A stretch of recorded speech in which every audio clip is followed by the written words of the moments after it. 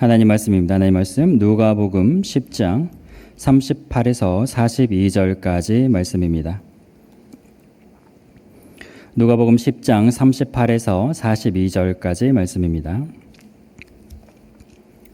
찾으신 줄 알고 함께 읽어보겠습니다.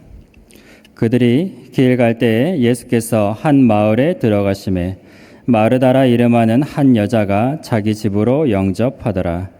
그에게 마리아라 하는 동생이 있어 주의 발치에 앉아 그의 말씀을 듣더니 마르다는 준비하는 일이 많아 마음이 분주한지라. 예수께서 나아가 이르되 주여 내 동생이 나 혼자 일하게 두는 것을 생각하지 아니하시나이까. 그를 명하사 나를 도와주라 하소서.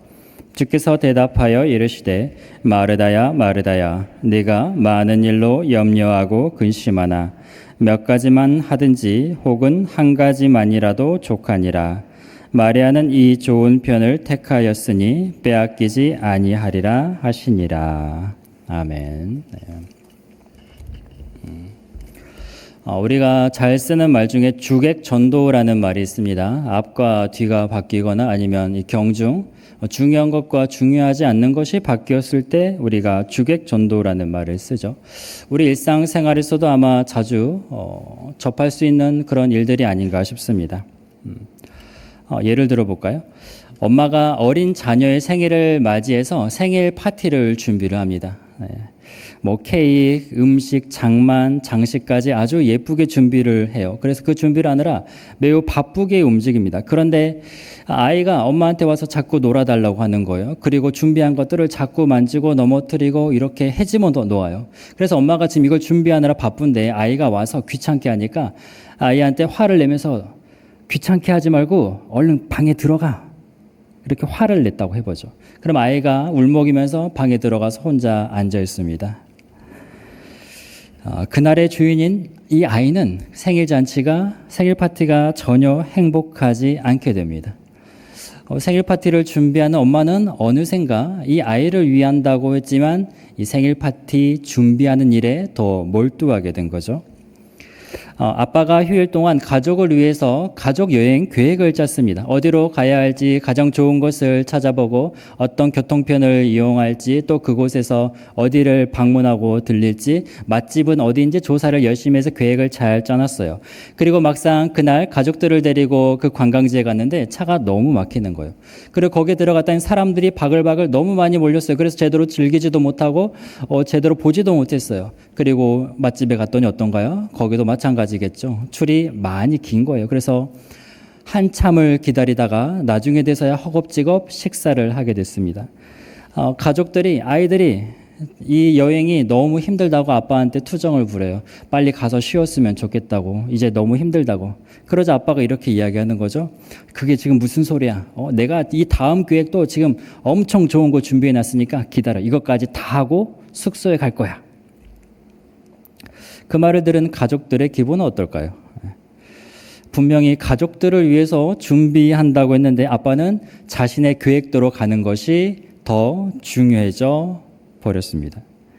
우리도 살다가 보면 그렇습니다. 처음에 시작했을 땐 분명 좋은 마음으로 시작을 하죠. 그 의도는 좋은 것이었고 선한 것이었고 옳은 것이었고 괜찮은 것이었는데 어느 순간 돌아보면 그 모든 것들을 다 놓치고 있을 때가 있습니다. 처음에 그 마음이 온데간데 없이 사라져버린 모습을 발견할 때가 있어요. 엄마는 분명 아이를 위해서 생일 파티를 준비했는데 아빠는 분명 가족들을 위해서 여행을 계획을 했는데 그 결과는 전혀 다르게 나타났다는 말입니다. 아마 오늘 본문이 그런 주객전도의 모습을 잘 보여주지 않을까 싶습니다. 10장 38절 말씀입니다. 한번 같이 읽어보겠습니다. 그들이 길을 갈 때에 예수께서 한 마을에 들어가심에 마르다라 이름하는 한 여자가 자기 집으로 영접하더라. 오늘 시작되는 말씀이죠. 보니까 처음에 그 시작 부분이 그들이라고 말을 하고 있어요. 한 명이 아닌 거죠. 아마도 예수님과 그 제자들을 가리키는 말인 것 같습니다. 예수님과 제자들이 한 마을에 들어가셨어요. 그런데 그 마을에서 마르다라 하는 여인이 이 예수님과 제자들을 영접했다라고 말을 하고 있습니다. 예수님과 이 마르다, 이 마르다는 우리가 요한복음에서 그 나사로가 죽은 지 나흘 만에 다시 살아났을 때 그 나사로의 누이였던 마르다, 바로 그 마르다가 오늘 본문에 나오는 그 마르다입니다. 그 마르다, 마리아, 나사로 이 삼남매와 예수님은 아주 잘 아는 사이였어요. 교제를 하는 사이였습니다. 예수님께서 요한복음에 보면 그 남매들을 무척 사랑하셨다라고 말씀을 하고 있습니다. 예수님께서 그 마을에 들어오시자 마르다가 어떻게 하냐면 예수님과 제자들을 자기 집으로 영접했다. 영접하다, 헬라어 데코마이라는 단어를 씁니다. 맞이했다, 환영하다, 환대하다라는 뜻이 있어요. 마르다가 예수님을 영접할 때는 어떤 마음이었을까요? 예수님을 사랑하는 마음이 가득하고 예수님을 존경하는 마음이 가득하고 예수님을 위한 마음이 충만했기 때문에 그 기쁜 마음으로 예수님을 집으로 맞아 들였다는 거죠. 사랑하고 존경하고 그래서 설레이는 마음으로 당신께서 자기의 집에 들어오시기를 기뻐 맞이했습니다. 그래서 마르다는 불이 나게 손님 맞이 준비를 하게 되는 거죠. 그 다음 절 보면은 이번엔 마리아라는 여인이 나옵니다. 그에게 마리아라 하는 동생이 있어 주의 발치에 앉아 그의 말씀을 듣더니. 마르다에게는 마리아라는 동생이 있었는데, 자, 마리아는 무엇을 하고 있나요? 주의 발치에 앉았다. 예수님의 발치에 앉았다.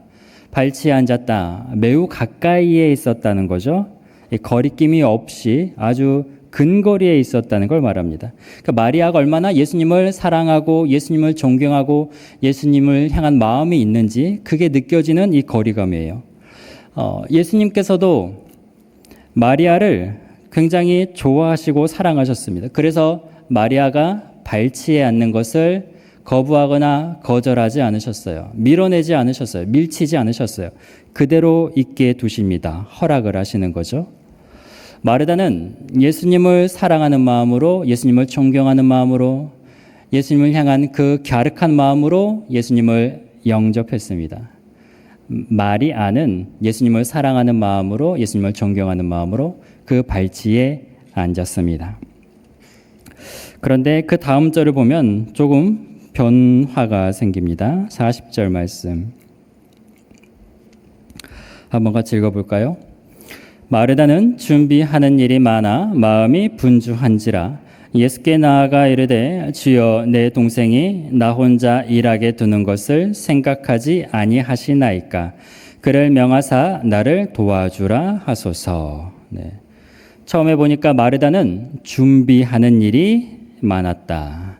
손님을 초대했으니 준비하는 일이 많았겠죠. 지금 마르다의 집에 예수님과 예수님의 제자들이 들어왔습니다. 제자들이 12명이죠.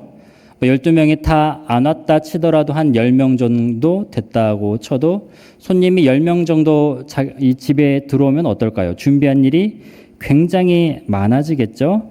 꽤나 많은 일들을 신경을 써야 할 겁니다. 제가 예전에 그 은퇴하신 목사님과 사모님 이 부부와 이제 교제하면서 식사를 하게 된 일이 있었는데 목사님께서 예전에 사역하셨던 일들을 들려주시면서 고충들을 몇 가지 이야기를 해주시더라고요. 그 중에 하나가 꼭 저녁 시간이 다 돼서 남편한테 전화가 온다는 거죠. 여보, 지금 우리 청년들 한 12명 있으니까 데리고 들어갈 테니까 저녁 준비 좀 해줘.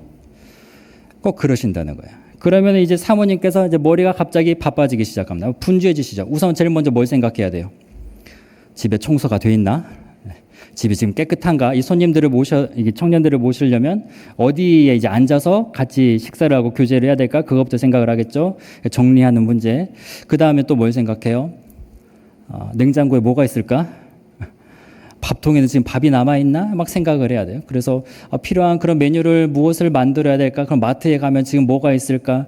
이제 분주하고 머리가 바빠지기 시작합니다. 그러니까 청소가 된 건지 아니면은 음식할 재료들이 있는지 장만할 거리들이 있는지 머릿속에서 휙휙휙 지나가면서 바쁘게 사모님께서 움직이셨다 그래요.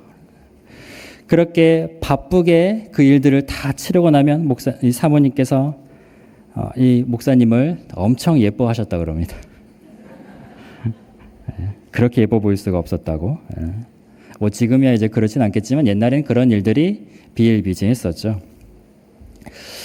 당시 이 문화에서는 손님들을 초대하면 해야 할 일들이 참 많았습니다. 먼저는 손님들이 들어오면은 손 씻을 물과 발 씻을 물을 내줘야 했어요. 거기가 이제 건조한 지역이고 먼지도 많다 보니까 깨끗하게 이 손을 씻어야 했어요. 우리가 가나 혼인 잔치를 보면 예수님께서 하인에게 물 항아리에서 물을 떠다가 연회장에게 가져다 주어라 그랬더니 포도주로 변했죠.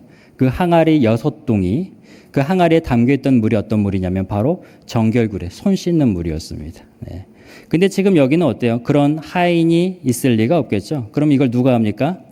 마르다가 해야겠죠. 마르다가 다 갖다가 물을 날라야 되는 거죠. 그리고 이제 제가 이제 설교를 하면서 잔치에 대해서 여러 번 이야기를 했었는데 손님들을 맞이하면 그 손님들이 앉을 자리를 준비해야 됩니다. 그 자리를 준비하고 어디에 앉을지도 어느 정도 정해줘야 돼요.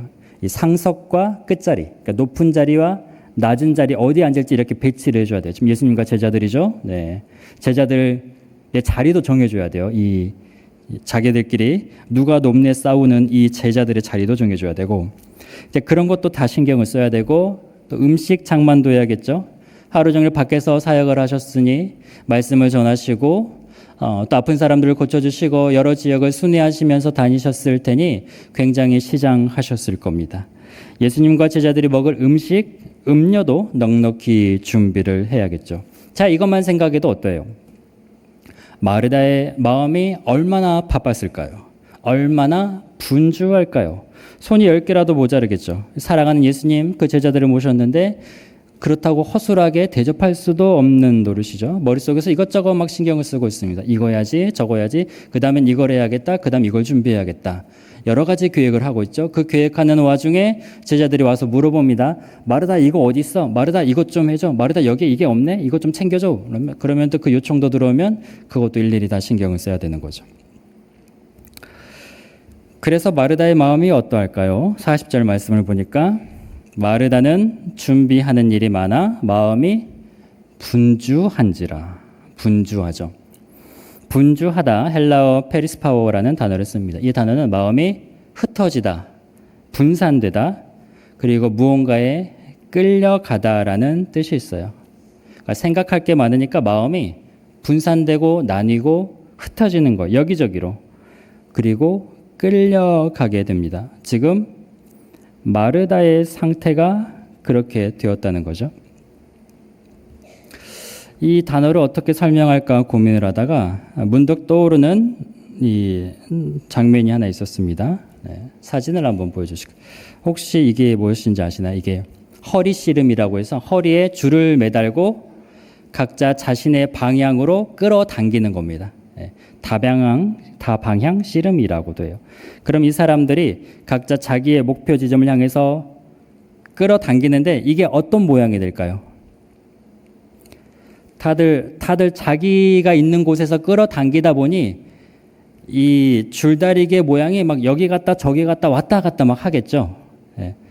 이렇게 이리저리 막 헤매이는 모양으로 이 줄다리기가 움직이게 될 겁니다.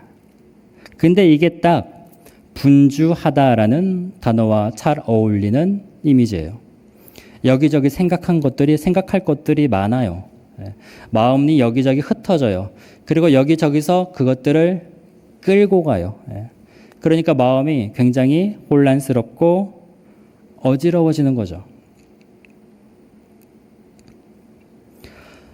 혹시 우리 성도님도 이런 상태에 계신 분이 계신가요? 여러 가지 생각할 것들이 많아가지고 이리저리 끌려다니고 계시진 않습니까? 그런데 사진 내려주시고요.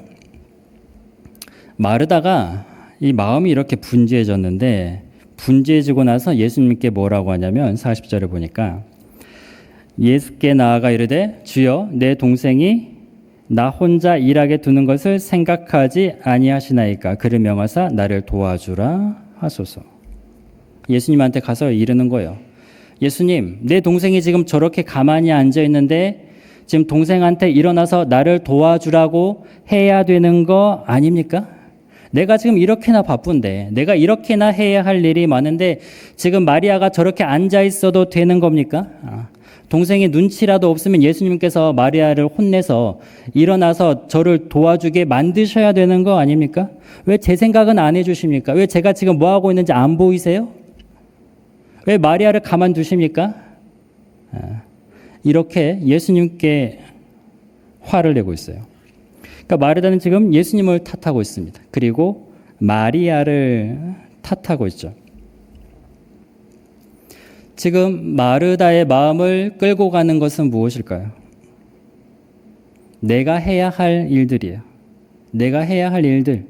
자기에 관한 거예요. 내가 어떻게 해야 될지, 무엇을 해야 될지, 내가 어떻게 움직여야 될지, 어떤 것들을 생각하고 계획해야 될지, 바쁘게 움직이고 해야 할 일들을 신경 쓰다 보니 마르다의 마음이 이리저리 끌려가고 있습니다. 우리는 내가 해야 할 일을 처리하고 내가 해야 할 일을 마무리하고 내가 해야 할 일을 진행하는 것을 굉장히 중요하게 생각합니다. 내가 해야 하는 일이 굉장히 잘하고 있는 것이고 옳은 것이고 내가 해야 하는 일이 우선되는 것이고 내가 해야 하는 일이 먼저여야 한다고 생각을 하죠. 그러다 보면 우리는 그 일에 끌려가게 되는 거예요. 내가 그렇게 끌려가고 있는지도 모르고 이리저리 우왕좌랑 끌려다니게 됩니다. 그러다 보면 어느새 가장 중요한 게 사라져요. 이 일을 시작했던 동기가 사라져요. 왜 일을 시작했는지 그 첫 마음이 사라진다는 말입니다. 지금 마르다는 무엇을 놓쳤어요? 마르다 중심에 있는 것들을 놓치고 있다는 말이죠. 지금 마르다가 어땠어요? 마르다의 처음 마음이 어땠어요? 예수님을 영접했어요. 예수님을 향한 기쁨, 감사, 존경, 사랑, 예수님을 위한 마음으로, 예수님을 섬기는 마음으로 시작을 했는데 예수님과 제자들을 맞아들였어요. 기쁜 마음으로 손 씻을 물도 주고 발 씻을 물도 내다 주고 자리를 안내주고 앉혔을 거예요. 그런데 이리저리 일들을 하다 보니 이리저리 일들을 생각하고 일들을 진행하고 이리저리 일을 구상하고 이리저리 일만 몰두하다 보니 그 일에 끌려가게 되더라. 내가 이렇게 해야지, 내가 저렇게 해야지. 그것들만 머리에 가득 차니, 그것들만 마음에 가득 차니 처음에 예수님을 사랑하는 마음으로 영접했던 그 마음이 온데간데 사라져 있다는 거예요. 그래서 마르다의 마음에는 지금 불평이 가득하고 불만이 가득하고 서운함이 가득 차 있더라는 말입니다. 그러더니 예수님한테 가서 따지는 거죠. 마리아를 왜 저렇게 놔두시는 겁니까? 마리아한테 한마디 해주셔야 되는 거 아닙니까? 왠지 멀리 있는 이야기가 아닌 것 같죠? 우리가 하는 교회 봉사도 마찬가지겠죠. 우리가 예수님을 사랑하는 마음으로, 교회를 사랑하는 마음으로 예수님께서 주시는 그 은혜를 감사하며 감격하며 그 은혜로 시작을 하는데 이리저리 끌려다니다 보니 사랑이 흩어져 버리고 사랑이 여기저기 나뉘어져 버리고 일만 남게 됩니다. 그리고 일에 끌려가서 그 마음이 이리저리 끌려다니면서 그 중심에 그 일을 처음 시작했던 예수님이 안 보이는 거예요. 사랑이 안 보이는 거예요. 엉뚱한 것들만 가득 차게 되는 거예요. 왜 나만 일하고 있습니까? 가정으로 들어가 볼까요? 집안일이 있죠. 아이들, 남편, 아내, 한 식구가 같이 살면 집안일이 참 많습니다. 신경 쓸 일 참 많죠. 아침 일어나면 정리하고 이불 정리하고 아이들 학교 가는 거 다 준비해 줘야 되고 남편도 이렇게 출근하는 거 도와주고 청소하고 빨래하고 식사하고 또 이리저리 집안일 처리하고 공과금 납부하고 한두 가지가 아니죠. 왜 이렇게 잘하냐고요? 네. 그러니까 저도 휴일에 집에서 이것저것 하다 보니까 알겠더라고요. 끝이 없어요, 끝이. 그냥 계속 반복되더라고요. 제가 사실 가부장적인 집에서 자랐습니다. 아버지 집안일 하시는 거 본 적이 없습니다. 어머니께서 저에게 집안일 시키신 적이 없어요. 남자들은 집안일 손댈 일이 없었습니다. 그런데 지금은 그런 시대가 아니죠. 네. 그랬다가는 큰 코 다칩니다. 아들 장가 보내시는 어르신들 다 이해하셔야 됩니다. 그래서 제가 결혼을 하고 집안일을 합니다. 근데 제가 뭐 집안일 해봤자 얼마나 해봤겠습니까? 결혼하고 나서 하려니까 막 버벅대고 힘들고 귀찮기도 하고 나중에는 이제 막 하기도 싫고, 이렇게 말하면 제가 엄청 많이 하는 것처럼 보이는데 사실 뭐 그렇지도 않죠. 뭐 아주 조금 하는데 아내가 대부분 다 하는데, 근데 그 조금 하는 것도 그냥 불평이 생기고 불만이 생기고 이걸 도대체 왜 하나 싶기도 하고 막 궁시렁 하면서 한다는 말이에요. 그런데 그렇게 하면 할수록 어때요? 얼굴이 점점 어두워져요. 입이 점점 이렇게 올라가요. 삐죽삐죽 튀어나오죠. 뭐 그렇다고 제가 가족을 사랑하는 마음이 없겠습니까? 있죠. 있는데, 그런데 계속 자꾸 그렇게 끌려가다 보면 제 마음에는 무엇이 자랄까요? 가족을 사랑하는 마음이 더 깊어지겠습니까? 그러지 않겠죠. 속상함, 뭐 불평, 불만 이런 것들이 커진다는 말이에요. 가족을 사랑하지만 오히려 그런 것들이 더 크게 자란다는 말이에요. 오히려 더 크게 작용을 하더라는 말이에요. 그런 마음이 커지면 커질수록 가족한테 하는 표정, 눈빛, 말투, 행동 뭐 하나 좋을 리가 없겠죠. 그래서 어떻게 해야 될까 나름대로 고민을 좀 했습니다. 그래서 이렇게 집안일을 좀 할 때마다, 청소를 좀 할 때마다 이렇게 막 훅 하고 올라올 때가 있지만, 그래도 그때마다 아내 얼굴을 한번 딱 떠올리고 아이 얼굴을 딱 떠올립니다. 그리고 내가 아내를 사랑하지, 내가 이 아이를 사랑하지, 그래서 내가 지금 하고 있지 라고 스스로의 마음을 다스리는 거죠. 아직까지는 그래도 그게 더 큰 것 같아요. 제 속을 썩이는 게 좀 더 작아서 아직은 이게 통하는 것 같아요. 나중 되면 또 어떻게 될지 모르겠지만, 성도님들, 마르다가 지금 일을 해서 잘못된 게 아니에요. 일을 한다고 문제가 되는 게 아니래요. 마리아처럼 예수님 발치에 앉아서 예수님 말씀을 드려야 되는데 말씀 안 듣고 가서 주방 가서 일하고 있고 음식 장만하고 있어서 그게 잘못된 게 아니라, 아니 생각을 해보면 손님이 오셨으니 당연히 대접해야죠. 손님 맞이해야죠. 손님 맞이 안 하면 그게 무례한 겁니다. 문제는 마르다의 마음에서 사랑이 식은 게 문제죠. 내가 해야 할 일에 끌려가다 보니까 마음의 중심에서 사랑이 보이지 않는 게 문제예요. 사랑을 찾을 수 없게 된 게 문제라는 말이죠. 사실 생각해보면 마르다가 마리아에게 직접 가서 내가 지금 바쁘니까 와서 도와줘, 언니 좀 도와줘 이렇게 말하면 되는 거였어요. 그런데 굳이 예수님한테 가서 말을 해요. 고자질을 해요. 마리아가 지금 자기 안 도와주고 있다고 말을 한다는 말이에요. 이건 뭐예요?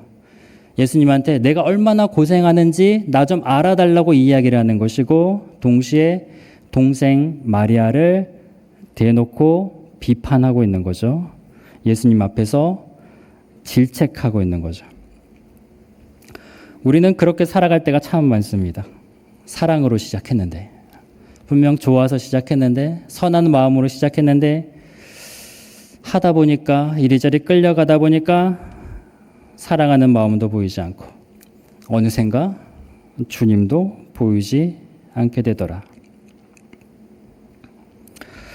우리는 이 말씀을 읽을 때 그 앞에 있는 말씀과 함께 읽으면 좋습니다. 이 앞에 있는 말씀이 어떤 말씀이냐면 우리가 잘 아는 선한 사마리아인 비유입니다. 예수님께서 들려주신 거죠. 강도 맞은 만난 사람이 쓰러져 있을 때 그 옆을 제사장은 지나갔고 레위인은 그냥 지나갔지만 사마리아인은 치료하고 도와주었다. 제사장, 레위인, 쓰러진 사람을 보았음에도 불구하고 알면서 그냥 지나갔습니다. 물론 그럴 만한 이유가 있었어요. 자신들은 성전을 섬기는 자들이고 제사를 드리는 자들이죠. 정결을 지켜야 합니다. 이 사람이 지금 죽었는지도 모르는데 이 사람 만졌다가 부정을 타면 큰일 나게 되는 거예요. 그러니까 내가 지금 해야 할 일이 있으니까, 내가 맡은 직무가 있으니까, 내가 맡은 사명이 있으니까, 그게 나한테 옳은 일이고 중요한 일이고 우선된 일이니까, 그러니까 사랑을 행하지 않더라는 말입니다. 제사장과 레위인 맡은 바 직무, 그 사명이라는 이름에 자기 일에 끌려갔습니다. 자기 일에 끌려가더니 자신을 중심으로 생각하더니 정작 율법에서 가장 중요하다고 가르치는 사랑을 놓쳐버렸죠. 하나님을 사랑하지도 않고 이웃을 사랑하지도 않습니다. 마르다는 이 섬김, 대접이라는 이 여러 가지 일들에 끌려가더니 정작 예수님을 향한 사랑, 동생을 향한 사랑을 놓쳐버렸습니다. 성도님들, 우리가 주님에 대한 사랑이 식어버렸다면, 이웃에 대한 관심과 사랑이 희미해졌다면 어쩌면 우리는 어딘가에 끌려가고 있는지도 모릅니다. 내가 해야 되는 일들, 내가 맡은 일들, 어떤 직무들, 내가 생각했던 계획들, 내가 이루고 싶은 어떤 비전들, 어떤 나의 만족감과 성취감을 위한 일들, 그 모든 것들이 주님보다 우선이 된다면, 사랑보다 우선이 된다면 우리는 어느새 겉보기에만 하나님을 믿는 하나님의 백성이 된다는 말입니다. 고린도전서 13장 2절 3절에서 이렇게 말씀합니다. 같이 읽어보겠습니다. 내가 예언하는 능력이 있어 모든 비밀과 모든 지식을 알고 또 산을 옮길 만한 모든 믿음이 있을지라도 사랑이 없으면 내가 아무것도 아니요. 내가 내게 있는 모든 것으로 구제하고 또 내 몸을 불사르게 내줄지라도 사랑이 없으면 내게 아무 유익이 없느니라. 수많은 일들을 해도, 수많은 봉사를 해도, 여러 가지 은사가 있고 섬김이 있어도 사랑이 없으면 아무것도 아니다. 사랑을 잃어버린 섬김, 사랑을 잃어버린 봉사. 과연 우리 주님께서 어떻게 보실지 고민을 해봐야 될 지점입니다. 예수님은 그런 마리다에게 이렇게 말씀하십니다. 41절. 주께서 대답하여 이르시되 마르다야 마르다야 네가 많은 일로 염려하고 근심하나. 예수님께서 마르다라 마르다야 부르세요. 두 번이나 부르셨어요. 내 말을 잘 들으라는 뜻이 있죠.